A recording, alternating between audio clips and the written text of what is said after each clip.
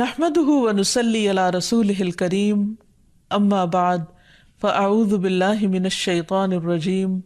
बिस्मिल्लाहिर रहमानिर रहीम रब्बिश्रह ली सदरी व यस्सिर ली अमरी वहलुल उक़दतम मिन लिसानी यफ़क़हू क़ौली। अस्सलामु अलैकुम व रहमतुल्लाहि व बरकातुहू। नाज़रीन, आज हम प्रोग्राम दुआ कीजिए के साथ आपकी खिदमत में हाजिर हैं और हम इंशाअल्लाह रिज़्क़ की कुशादगी के बारे में दुआओं के मुतल्लिक बात करेंगे। हकीकत यह है कि रिज़्क़ के सारे ख़जाने अल्लाह सुब्हानहू तआला के पास हैं और अल्लाह सुब्हानहू तआला अपनी सारी मखलूक को रिज़्क़ दे रहा है और हर तरह का रिज़्क़ दे रहा है, और फिर भी उसके ख़जानों में कमी नहीं वाक़ई होती। एक हदीस कुदसी में आता है, अल्लाह ताला फरमाते हैं कि ए तमाम जिन्न इंस, अव्वलीन व आखिरीन, अगर तुम सब के सब एक चटियल मैदान में, खुले मैदान में इकट्ठे हो जाओ और फिर सब अपनी हाजात मुझसे मांगो, अपनी ज़रूरियात मुझसे तलब करो और मैं तुम सब को वो अता करूं जो तुम्हें चाहिए, तो भी मेरे ख़जानों में इतनी कमी भी वाक़ई नहीं होती जितनी सुई को समुंदर में डालने से वाक़ई होती है। लेकिन बात यह है कि इंसान जब अल्लाह से मांगे तो पूरे यकीन के साथ मांगे, उम्मीद रख के मांगे और किसी भी किस्म की मायूसी का शिकार न हो, क्योंकि दुआ उन तमाम चीज़ों में फ़ायदा देती है जो नाजिल हो चुकी हैं और उनमें भी फ़ायदा देती है जो नाजिल नहीं हुई, यानी वो तमाम मुश्किलात जो इंसान पे पड़ चुकी हैं या आइंदा आने वाली हैं, उन दोनों के सिलसिले में दुआ करना इंसान को फ़ायदा देता है। लेकिन ये याद रहे कि दुआ की कबूलियत के लिए इंसान अपनी तरफ से भरपूर कोशिश करे, और उसमें एक कोशिश ये कि जब अल्लाह से मांगे तो पहले अल्लाह सुब्हानहू तआला की तारीफ़ के कलिमात कहे, तस्बीहात पढ़े और फिर उसके साथ साथ दुरूद शरीफ पढ़े। जहाँ तक रिस्क का ताल्लुक है तो इस सिलसिले में ये याद रहे कि रिस्क का तंग करना और कुशादा करना ये सिर्फ अल्लाह सुब्हानहू तआला के हाथ में है। वो जिसको चाहता है ज़्यादा देता है, जिसको चाहता है कम देता है। कुरान मजीद में अल्लाह ताला फरमाते हैं, वल्लाहु यर्ज़ुक़ु मन यशाउ बिग़ैरि हिसाब, अल्लाह जिसको चाहता है बेहिसाब रिस्क अता करता है। और फिर अगर वो किसी को ज़्यादा नहीं देता, उस पर रिस्क तंग कर देता है, तो भी इसमें उसकी अपनी हिकमत और मसलहत कार फरमा होती है।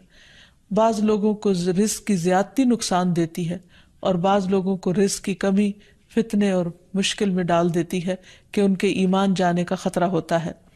इसी तरह बाज़ को रिस्क की कुशादगी अल्लाह की याद से गाफिल कर देती है। यानी इंसान मुख्तलिफ मिजाज के होते हैं, तो अल्लाह ताला चूँकि बंदों पर मेहरबान है, वो जानता है कि किस बंदे के साथ उसे कैसा मामला करना है, किसे ज़्यादा देना है और किसे कम देना है। इसलिए हमारे मामले में अल्लाह ताला का जो भी फैसला हो उसे बखुशी कबूल कर लेना चाहिए और उसके साथ साथ उससे अच्छी उम्मीद रखनी चाहिए।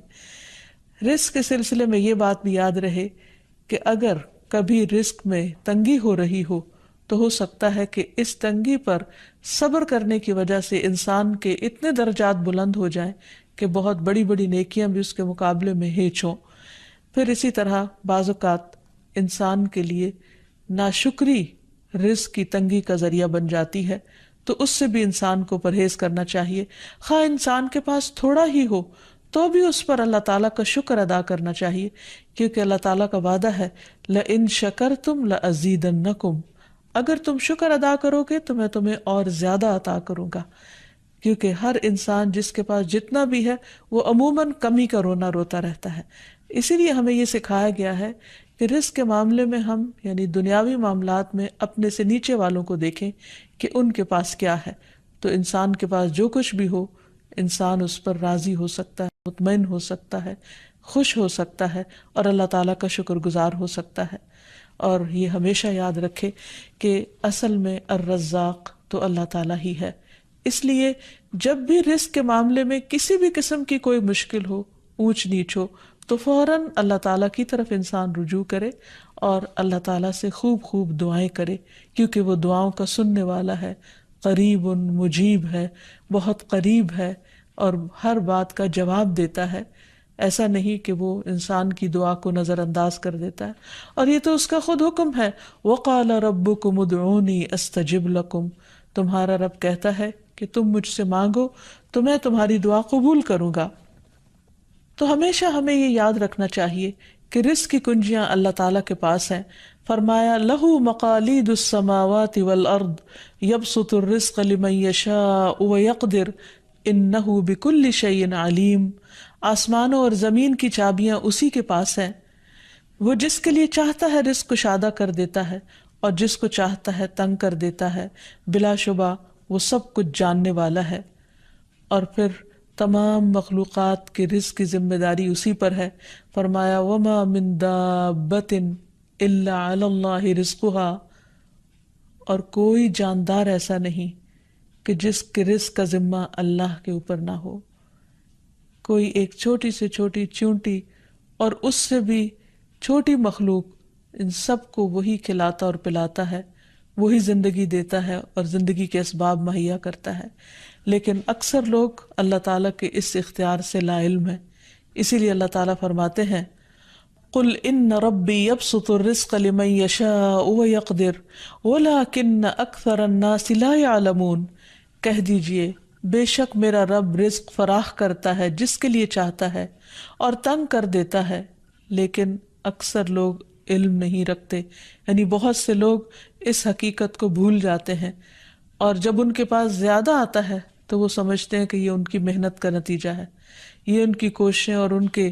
سمجھداری ہے جس کی وجہ سے ان کو زیادہ ملا ہے، اور اگر کسی کے پاس کم ہوتا ہے تو عموماً لوگ سمجھتے ہیں کہ یہ اس کی اپنی حماقت اور بے وقوفی کی وجہ سے یا ناسمجھی کی وجہ سے اس کو نہیں مل رہا۔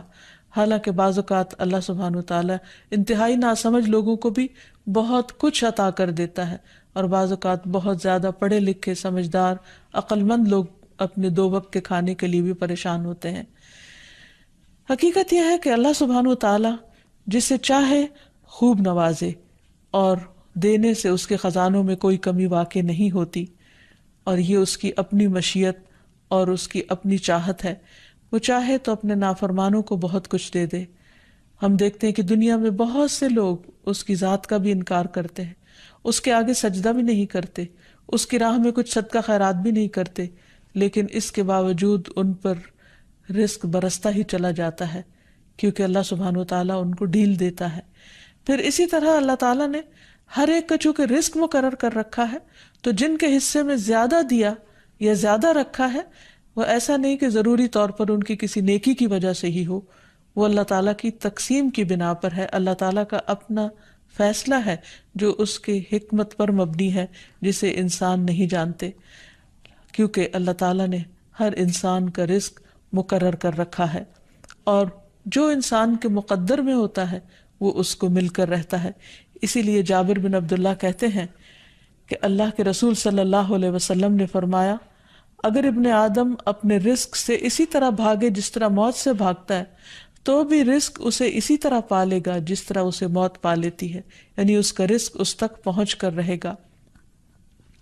اس سلسلے میں ایک بہت اہم بات یاد رکھنے کی ہے کہ انسان رزق کے معاملے میں ہمیشہ اللہ تعالیٰ کی طرف رجوع کرے، اور کسی بھی پریشانی کی صورت میں غیر اللہ کی طرف رجوع نہ کرے، یعنی اپنے دکھ، تکلیف، پریشانی، اس کا داستان، اس کے بپتا صرف اللہ تعالیٰ کو سنائے، اسی سے دعائیں مانگے، اور یہ مت سمجھے کہ اللہ تعالیٰ نہیں سنتا تو وہ کسی اور کے در پر جا کر اپنی مشکل بیان کر کے اسے مشکل کشا سمجھتے ہوئے اس سے اپنی حاجات پوری کروا سکتا ہے۔ قرآن مجید میں اللہ تعالیٰ فرماتے ہیں وَاللَّهُ جَعَلَ لَكُم مِّنْ أَنفُسِكُمْ أَزْوَاجًا وَجَعَلَ لَكُم مِّنْ أَزْوَاجِكُمْ بَنِينَ وَحَفَدًا وَرَزَقَكُم مِّنَ الطَّيِّبَاتِ أَفَبِالْبَاطِلِ يُؤْمِنُونَ وَبِنِعْمَةِ اللَّهِ هُمْ يَكْفُرُونَ وَيَعْبُدُونَ مِن دُونِ اللَّهِ مَا لَا يَمْلِكُ لَهُمْ رِزْقًا مِّنَ السَّمَاوَاتِ وَالْأَرْضِ شَيْئًا وَلَا يَسْتَطِيعُونَ، اور اللہ نے تمہارے لیے خود تم ہی سے بیویاں بنائیں، اور تمہارے لیے تمہاری بیویوں سے بیٹے اور پوتے بنائے، اور تمہیں پاکیزہ چیزوں سے رزق دیا، تو کیا وہ باطل کو مانتے ہیں اور اللہ کی نعمت کا انکار کرتے ہیں؟ اور وہ اللہ کے سوا ان کی عبادت کرتے ہیں جو نہ انہیں آسمانوں اور زمین سے کچھ بھی رزق دینے کے مالک ہیں اور نہ وہ طاقت رکھتے ہیں۔ تو اس آیت سے واضح طور پر پتہ چلتا ہے کہ اللہ کے رزق کے خزانے صرف ان کا مالک اللہ ہی ہے، اس کے علاوہ کوئی نہیں۔ اگر اللہ تعالیٰ کسی کو رزق نہ دے تو کوئی اور کچھ بھی نہیں دے سکتا، کیونکہ اللہ تعالیٰ نے ملکیت کے یہ سارے اختیارات اپنے پاس رکھے ہوئے ہیں، کسی اور کو نہیں دیے۔ جیسا کہ ایک اور آیت میں آتا ہے کہ انسان کو اللہ ہی کے ہاں رزق تلاش کرنا چاہیے۔ فرمایا انما تعبدون من دون اللہ اوثانا وتخلقون افکا ان الذین تعبدون من دون اللہ لا يملكون لكم رزقا فابتغوا عند اللہ الرزق واعبدوہ واشکروا لہ الیہ ترجعون۔ تم اللہ کے سوا چند بتوں ہی کی تو عبادت کرتے ہو اور تم سراسر جھوٹ گھڑتے ہو۔ بلا شبہ اللہ کے سوا جن کی تم عبادت کرتے ہو تمہارے لیے کسی رزق کے مالک نہیں، سو تم اللہ کے ہاں ہی رزق تلاش کرو اور اسی کی عبادت کرو اور اس کا شکر کرو، اسی کی طرف تم لوٹائے جاؤ گے۔ یعنی اسی نے تمہیں پیدا کیا، وہی تمہیں رزق دیتا ہے، اسی کی طرف تمہاری واپسی ہے۔ اس لیے تم نہ اللہ کے سوا کسی اور کی عبادت کرو اور نہ ہی اس کے آگے ہاتھ پھیلاؤ اور نہ اس سے توقع رکھو کہ وہ تمہیں کچھ دے گا، بلکہ اس کے مقابلے میں پورے یقین کے ساتھ اللہ تعالیٰ سے ہی مانگتے رہو، کیونکہ نبی صلی اللہ علیہ وسلم نے فرمایا کوئی شخص اس طرح دعا نہ کرے کہ اے اللہ اگر تو چاہے تو مجھے روزی دے، بلکہ پختگی کے ساتھ سوال کرے، پورے عزم کے ساتھ سوال کرے، کیونکہ اللہ جو چاہتا ہے کرتا ہے اور اس پر کوئی جبر کرنے والا نہیں ہے۔ اور جب بندہ اللہ سے رزق مانگتا ہے تو اللہ تعالیٰ اس کو عطا کرتا ہے۔ نبی صلی اللہ علیہ وسلم نے فرمایا جب تم اللہم ارزقنی کہو گے تو اللہ تعالیٰ فرمائے گا میں نے رزق دینے کا فیصلہ کر لیا۔ یعنی جب تم کہو گے کہ اللہ مجھے رزق دے تو اللہ تعالیٰ تمہیں جواب دے گا کہ ہاں میں تمہیں رزق دوں گا۔ اس لیے اس حوالے سے مکمل طور پر اللہ سبحانہ و تعالیٰ پر بھروسہ کرنا چاہیے، اللہ تعالیٰ کا تقوی کرنا چاہیے، یعنی اللہ تعالیٰ سے ڈرتے رہنا چاہیے اور رزق کی تلاش میں حرام راستے اختیار نہیں کرنے چاہیے، کیونکہ اللہ سبحانہ و تعالیٰ کا وعدہ ہے وَمَن يَتَّقِ اللَّهَ يَجْعَل لَّهُ مَخْرَجًا وَيَرْزُقْهُ مِنْ حَيْثُ لَا يَحْتَسِبُ۔ جو اللہ کا تقوی اختیار کرے گا اللہ تعالیٰ اس کے لیے مشکل سے نکلنے کی کوئی راہ ضرور بنا دے گا اور اس کو وہاں سے رزق عطا کرے گا جہاں سے وہ سوچتا بھی نہیں ہوگا، یعنی اس کا وہم و گمان بھی نہیں ہوگا، اس کا خیال بھی نہیں ہوگا۔ اللہ تعالیٰ غیب سے ایسے اسباب پیدا کر دے گا جن کے بارے میں انسان نے کبھی سوچا نہ ہوگا، لیکن شرط یہ ہے کہ جب انسان کے اوپر آزمائش کا وقت ہو تو اس وقت وہ اللہ تعالیٰ سے حلال ہی کو طلب کرتا رہے اور پریشان ہو کر حرام راستے اختیار نہ کرے۔ اللہ تعالیٰ کا وعدہ ہے کہ اگر کوئی اللہ سے ڈرتا ہے، اللہ کی اطاعت کرتا ہے، اللہ کی نافرمانی سے بچتا ہے تو پھر ایسی صورت میں اللہ تعالیٰ اس پر آزمائش کے ختم ہونے کے بعد آسمان و زمین سے برکتوں کے دروازے کھول دے گا۔ فرمایا وَلَوْ أَنَّ أَهْلَ الْقُرَىٰ آمَنُوا وَاتَّقَوْا لَفَتَحْنَا عَلَيْهِمْ بَرَكَاتٍ مِّنَ السَّمَاءِ وَالْأَرْضِ۔ اور اگر یہ بستیوں والے ایمان لے آتے اور اللہ کا تقوی اختیار کرتے تو ہم ان پر آسمان اور زمین کی برکتوں کے دروازے کھول دیتے۔ یعنی اللہ تعالیٰ ان دروازوں کو بند کر کے آزماتا ضرور ہے، لیکن وہ دیکھتا یہ ہے کہ بندہ کرتا کیا ہے، اور جب بندہ اللہ کی اطاعت ہی کا عزم دل میں رکھتا ہے تو اللہ تعالیٰ اپنی رحمت عام کر دیتا ہے۔ پھر یہ کہ انسان کو اللہ کی تقسیم پر راضی رہنا چاہیے، اگر اپنے سے زیادہ کسی کو ملا ہے تو اس پر حسد نہیں کرنا چاہیے، اور اگر اپنے سے کم کسی کے پاس ہے تو اس کے اوپر اس کو حقیر نہیں سمجھنا چاہیے، بلکہ انسان کی قدر کرنی چاہیے اور ہمیشہ یہ سوچنا چاہیے کہ اس کو مجھ سے زیادہ دینے والے کو بھی دینے والا رب ہے، مجھے بھی میرے رب نے ہی دیا ہے، اور جس کے پاس کم ہے اس کا بھی مالک وہی ہے۔ اور یہ بھی انسان یاد رکھے کہ انسان جب حرام سے بچتا ہے، غلط راستوں سے بچتا ہے، اللہ تعالیٰ کی فرما برداری کرتا رہتا ہے، اس کا شکر ادا کرتا رہتا ہے، تو اللہ تعالیٰ اس کو حلال طریقوں سے بھی رزق عطا کرتا ہے۔ حدیث میں آتا ہے کہ رزق کی تلاش میں میانہ روی اختیار کرو، یعنی بہت ڈیسپریٹ نہ ہو جاؤ، اللہ تعالیٰ ضرور دروازہ کھولے گا۔ کہیں ایسا نہ ہو کہ رزق کا مؤخر ہونا یعنی ڈیلے ہونا تمہیں اس بات پر اکسا دے کہ تم اللہ تعالیٰ کی نافرمانیاں کرنے لگو، یعنی نافرمانی کے ذریعے اس کا رزق تلاش کرو۔ یاد رکھو جو کچھ اللہ تعالیٰ کے پاس ہے وہ اس کی اطاعت سے ہی حاصل کیا جا سکتا ہے۔ اور اس سلسلے میں خصوصی طور پر استغفار بہت کارآمد ہے کہ انسان اپنے گناہوں کی معافی مانگتے ہوئے اللہ تعالیٰ سے رزق کے لیے دعا کرے، پھر اسی طرح رشتہ داروں کے ساتھ اچھا سلوک کرے، کیونکہ نبی صلی اللہ علیہ وسلم نے خاص طور پر یہ بات فرمائی ہے کہ جو شخص یہ چاہتا ہے کہ اس کی عمر دراز ہو اور اس کے رزق میں وسعت ہو تو اسے چاہیے کہ وہ صلہ رحمی کرے، یعنی اپنے رشتہ داروں کے ساتھ اچھا سلوک کرے۔ یعنی جس نیکی کا اجر انسان کو دنیا میں بہت جلد مل جاتا ہے، ان میں سے بہت اہم نیکی صلہ رحمی ہے، والدین کے ساتھ حسن سلوک ہے۔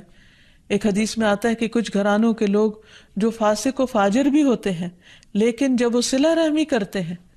تو اس کی بنا پر ان کے مال بڑھ جاتے ہیں، یعنی رشتہ داروں کے ساتھ اچھے سلوک کی وجہ سے ان کے مال میں اور اضافہ ہو جاتا ہے اور ان کے افراد کی کثرت ہو جاتی ہے۔ پھر انسان ہمیشہ یہ یاد رکھے کہ مال دینے سے بڑھتا ہے، صدقہ خیرات مال میں اضافے کا ذریعہ بنتا ہے۔ پھر اسی طرح خرید و فروخت میں سچ بولنا مال میں برکت پیدا کر دیتا ہے اور جھوٹ مال کی برکت کو اٹھا دیتا ہے۔ اور پھر خاص طور پر انسان رزق کے لیے دعائیں کرتا رہے، کیونکہ سارے خزانے تو اللہ کے پاس ہیں، وہ جب جس کو جتنا چاہے عطا کر سکتا ہے۔ اس کے لیے نبی صلی اللہ علیہ وسلم کی سکھائی ہوئی مسنون دعائیں بہت ہی بہترین ہیں۔ نبی صلی اللہ علیہ وسلم ہر روز صبح فجر کی نماز کے بعد یہ دعا پڑھتے تھے، اللہم انی اسألک علما نافعا ورزقا طیبا وعملا متقبلا۔ اے اللہ، میں تجھ سے علم نافع، طیب رزق یعنی پاکیزہ رزق اور مقبول عمل کا سوال کرتا ہوں، یعنی ایسے عمل کی توفیق دے جو تیرے ہاں قبول ہو جائے، تجھے پسند آ جائے۔ اور اس کے ساتھ ساتھ انسان کو حرام سے بچنے کی دعا کرنی چاہیے۔ اس سلسلے میں آپ صلی اللہ علیہ وسلم نے جو دعا سکھائی وہ ہے، اللہم اکفنی بحلالک عن حرامک واغننی بفضلک عمن سواک۔ اے اللہ، اپنے حلال کے ذریعے حرام سے میری کفایت فرما، یعنی مجھے اتنا حلال دے کہ مجھے حرام کی ضرورت ہی نہ رہے، اور اپنی مہربانی سے مجھے اپنے علاوہ ہر ایک سے بے نیاز کر دے، یعنی مجھے انسانوں کا محتاج نہ کر، کسی اور کا محتاج نہ کر، صرف اپنے خزانوں سے عطا فرما۔ پھر اسی طرح خاص طور پر بڑھاپے کی زندگی کے لیے وسعت رزق کی دعا کرنی چاہیے، کیونکہ جب انسان بوڑھا ہو جاتا ہے تو اس کے اعضاء کمزور ہو جاتے ہیں،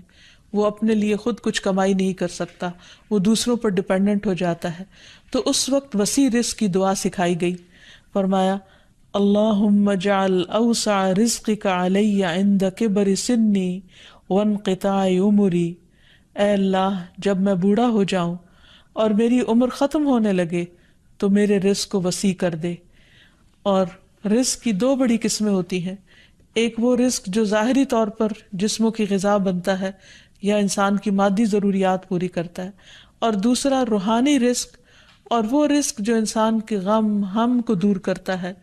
یعنی لوگوں کی محبت اور توجہ، اور خاص طور پر بڑھاپے میں اولاد اور رشتہ داروں کا قریب ہونا، پاس ہونا،